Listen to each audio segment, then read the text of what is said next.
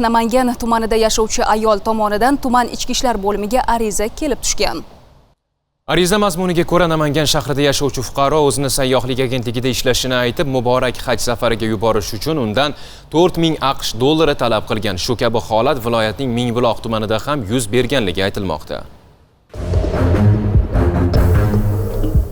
Namangan tumanida yashovchi ayol tuman ichki ishlar bo'limiga ariza bilan murojaat qilib, unda Namangan shahrida yashovchi fuqaro o'zini Musaffo Travel mas'uliyati cheklangan jamiyati xodimi sifatida tanishtirib, 4000 AQSh dollari evaziga Saudiya Arabistoni davlatiga katta haj ziyoratiga yuborish bilan shug'ullanib kelayotganligi to'g'risida xabar bergan. Ma'lumotga ko'ra, tuman ichki ishlar bo'limi tezkor qidiruv xizmati, terrorizmga qarshi kurash bo'limi hamda departamentning Namangan tuman bo'limi xodimlari tomonidan o'tkazilgan tezkor tadbir davomida ushbu shaxs Chortoq tumanidagi aviakassalardan birida ishlashi ma'lum bo'ldi va u ariza muallifidan kimyoviy ishlov berilgan 4000 AQSh dollari pullarni olgan vaqtida tadbir ishtirokchilari tomonidan ushlangan. Yana bir holatda Mingbuloq tumanida faoliyat yurituvchi Rayhon Turizm nomli sayyohlik firmasida ishlovchi ikki fuqaro 6000 AQSh dollari evaziga Saudiya Arabistoni davlatiga katta haj ziyoratiga yuborish bilan shug'ullanib kelayotganligi to'g'risida tezkor ma'lumot olingan. Namangan tuman ichki ishlar bo'limi tezkor qidiruv xizmati hamda departamentning Namangan tuman bo'limi xodimlari tomonidan o'tkazilgan tezkor tadbir davomida Mingbuloq tumanida yashovchi ushbu fuqarolar ariza muallifidan kimyoviy ishlov berilgan 6000 AQSh dollari miqdoridagi pullarni olgan vaqtda tadbir ishtirokchilari tomonidan ushlangan.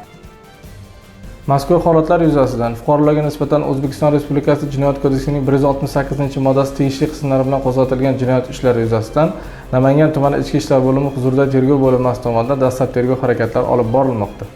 Ayrim shaxslar haj ziyoratiga arzon narxda olib boramiz degan yolg'on va'dalar bilan fuqarolarning ishonchiga kirib, ularni moddiy zarar ko'rishiga sabab bo'lmoqda. Haj safarini faqat diniy idora tomonidan ruxsat etilgan tartibda va rasmiy tashkilotlar orqali amalga oshirish mumkin. Hurmatli fuqarolar, shubhali takliflarga ishonmang. Noma'lum shaxslarga hujjatlaringiz va pul mablag'laringizni topshirmang. Bu haqda yaqinlaringizni ham ogohlantiring.